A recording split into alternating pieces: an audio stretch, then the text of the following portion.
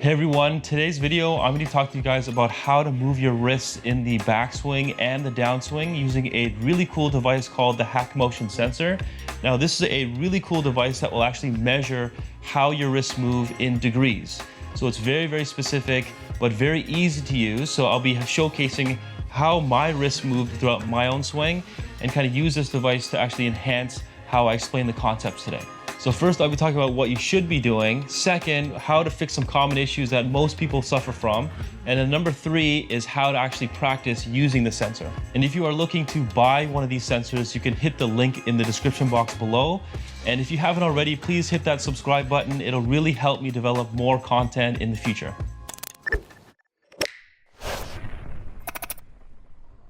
The first thing I want to talk to you guys about is the importance of your grip, because how you actually hold your hands on the handle can influence how you move your wrists and how much mobility you have in your wrists. The first thing that I always tell a lot of my players is you have to look at how strong or weak your lead hand is on the handle, okay? So, for example, if a player comes into me and says that they're struggling with the slice and they can't seem to feel like they can add a lot of like flex into their lead wrist during the backswing, a lot of the times they actually have a very weak grip. And what that means is that the hands are both kind of turned on the handle to the left if you're a right-handed player. So you can kind of see that if my grip is more and more weak, my lead wrist goes into a lot more of a flexed position, kind of like this, the more weak it is like that. So when it's weak like that and people grip it, you have a much more likely to kind of roll your club face more open, and you kind of add a lot more extension. So extension is that kind of cupping in that lead wrist, which is what you want to avoid if you're trying to eliminate your slice. And then in reverse, players that have more of a strong grip on the lead hand, kind of like this, when the left hand's more turned to the right, you can see that when that happens, my wrist automatically starts off in more extension or cupping, in a cupping position there. So when you start off in this position instead, you actually have a lot more range of motion to actually add more flex or change the flex of that lead wrist. It all starts with the grip, and you want to make sure that your lead wrist is not too weak. That'll put you in a bit of a disadvantage. Okay, so I've connected the Hack Motion Sensor to the app itself, and so I'll have it put up on the screen. So the first thing that I want to explain is that when you have the sensor on, the more that you move your wrist into extension, which is that cupping, you can see that the numbers turn into more of a positive number. If I do the opposite, turn into more of a flexed position, it turns into a negative number. So keep that in mind during this explanation. All right, so now that you guys have an idea of the importance of the grip, I'm just gonna talk about what you should be doing from your setup position up to the takeaway first, okay? So I'll leave the app on the screen just so you can see how my wrists are moving, but it's all relative to kind of how your wrists are set at the start, as you can remember. So now when I go from setup up into my takeaway, up until when the club is parallel to the ground, you can see that my wrists do change into a more of a flexed position, but it does stay somewhat extended, okay? So I'm not putting my wrist into a complete flex position right at this point, and you can see how that changes the position of the club, right? The club head gets really far behind me, all right? So that's a really common mistake that a lot of people make when they try to add more flex in the backswing, is that they try to add flex really early, but when they do that, they kind of throw that club head kind of behind their hands like this, okay? So always remember that when you start, you shouldn't be really active in reality when you're trying to do the takeaway. Your body should be what's turning and moving your hands and your arms, okay? You don't want to start off really active like this or like this. You want your chest to be moving. You want to feel that rotation in the rib cage. You want to have that somewhat change in your knee flex, okay? So when you take it back up to this point, to me, personally, it doesn't feel like I'm really adding a lot of flex, okay? It actually feels like I'm actually staying quite stable with my hands, okay? But according to the sensor, right, I'm actually still in somewhat of an extended position, a very slightly extended position, but it does change, okay? And you can kind of see how the club head does stay more in front of my hands, and that's the reason why my wrists stay in a more extended position. So you can kind of see, like the more the club head gets in front of me, obviously my wrist stays in a bit more extension. The more I get the club head behind me, my wrist will get into more of a flexed position here, okay? So just remember, from address up to the takeaway, you should be using your body. You should feel like you're not really using much of your wrist, okay, in reality. The club face should be angled slightly down and somewhat in front of your hands at this point, all right? So the other common mistake is that a lot of people will tend to roll open the face. You can kind of see how the blade opens up this way, and you can kind of see how much more extension is actually being added to the wrist. So it's actually almost matching the numbers that I have at address here. So if I do that and add extension, you can kind of see that the face is pointed up, right? The numbers are pretty close to where I was at address, okay? So this is where it should be, kind of slightly down, okay? It shouldn't be back here, right? It shouldn't be back behind your hands either. So if you're doing that, it means that you're actually rolling your forearms kind of clockwise in this position here. So people go back, they roll their forearms, and that's what also causes the face to open and get behind their hands. The most common issue that I see with a lot of players that slice the golf ball is that when they start, they actually start to roll open the club face. You can see the blade, instead of it pointing down, it's kind of pointing more to the side or even open or up to the sky like this, okay? So you can kind of see how the numbers change there. You can see when the more I open it, that actually adds more of that cupping into my lead wrist. So if you are someone that kind of rolls that face really, really open, okay, that'll also cause your forearms to rotate kind of clockwise at the same time. So you're gonna add extension and you're rolling your forearms clockwise. So if you are this player, you may have to just feel as though your forearms are kind of rotating more counterclockwise, okay, and you're adding more flex to the lead wrist, okay?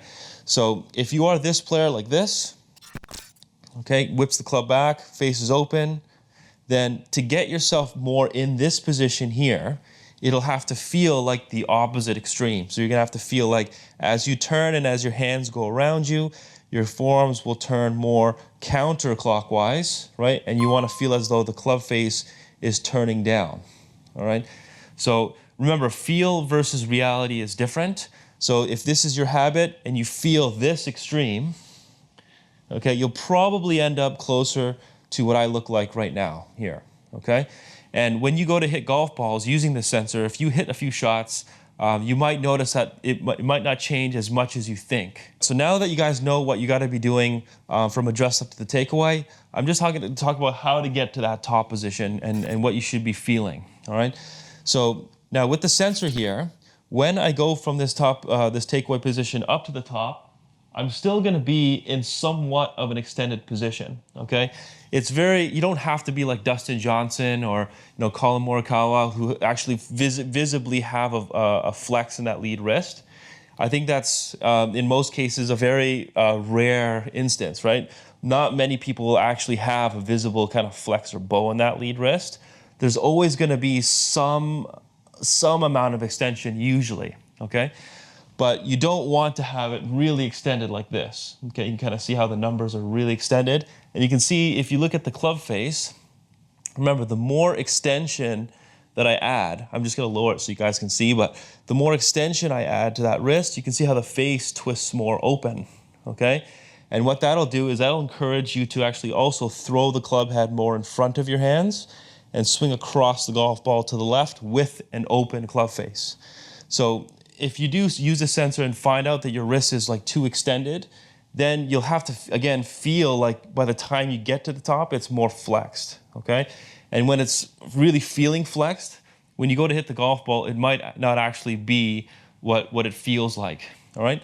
So I'm gonna hit a shot and just kind of show you what my wrists are doing from address to the top and maybe also back at impact, okay? So here we go.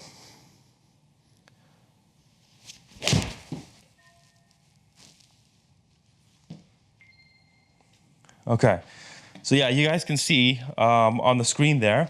Just gonna pick this up.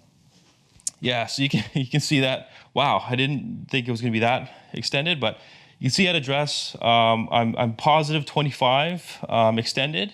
Now, when I get to the top, I actually added a lot of extension, but then at impact, you can kind of see I really had a lot of change in flex in my wrist. So it's like 13 degrees more flexed. All right, so now you can also see on the screen here that it actually gives you a range to try to hit. Okay, so if I click on the top position for a second, so you can kind of see, it tells you a target range that you can also hit. So positive 15 to positive 30 degrees at the top, and I'm like positive 56.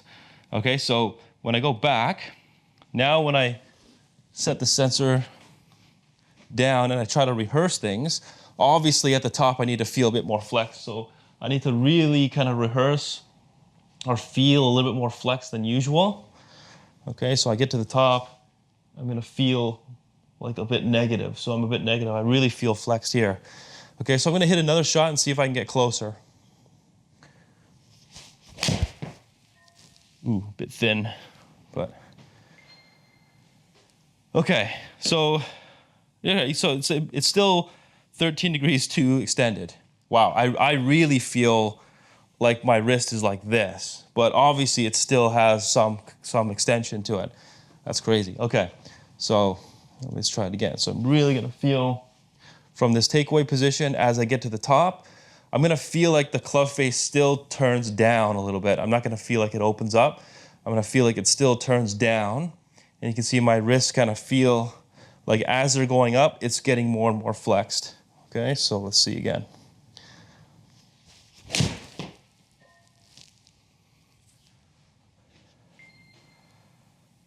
Okay, that's even better. So it's getting even closer. So I'm almost in that green range. And that is actually true, by the way. This is pretty accurate. I mean, if you guys see my swing, at the top, my wrist does get in quite extended, so the face is a bit open. So that's why I never typically miss it left. If I do miss it, it does fade. So I think this is also quite interesting. I'm definitely going to be using this in my practice. But let's see again. Okay, I'm going to go slow with this one.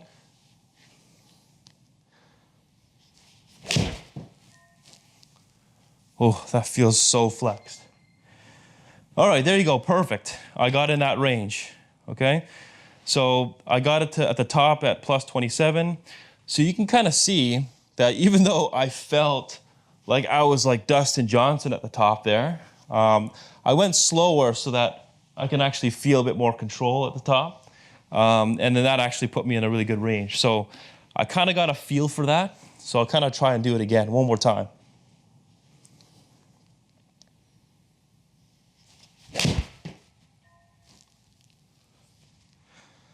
See, a bit of a push, but okay, pretty close. But you can kind of see the benefit of having this right in front of you, kind of seeing it live, right? You can kind of see that you're feeling it more flexed, and you can kind of play around during your practice time, just trying to feel things out, and it'll tell you what ranges to try and hit. So you can kind of see how far off you are, and if you're feeling certain things, if it's translating correctly. So it'll really make more use of how well you practice. All right, so just maybe a face-on view explanation of how I actually transition from the takeaway position up to the top of the backswing. So when I get to this takeaway position, what most people don't understand is that when they get to the very top, they actually have to feel a little bit shorter in the length of their swing, okay? And that's again, all in the wrist. It has nothing to do with shortening the turns or the position of your arms, okay? But you can kind of see how my wrist stays fairly neutral at this point.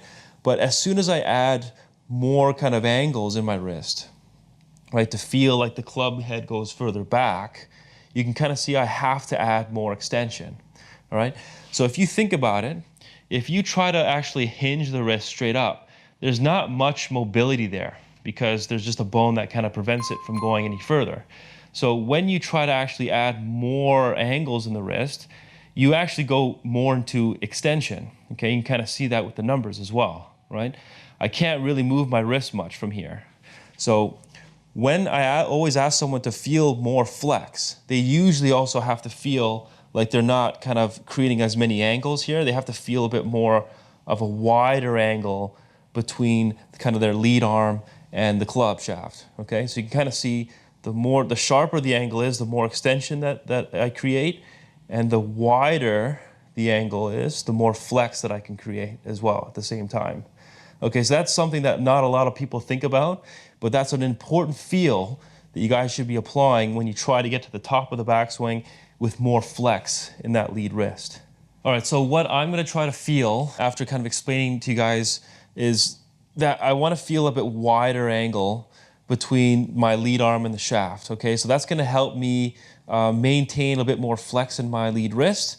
Obviously, I don't wanna feel a very sharp angle between my lead arm and that shaft as well. Okay, so I'm gonna hit another shot and just try to apply that same feel, feeling really wide, like I'm not really sharpening any angles here, with a bit of flex, and see how I do.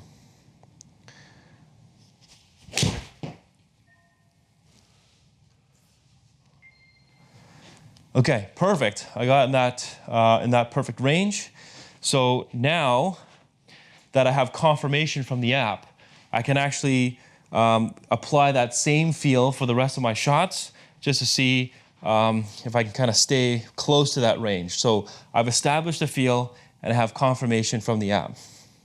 So I'm gonna feel wide, still feeling a little bit more flex at the same time, but that width is gonna help me.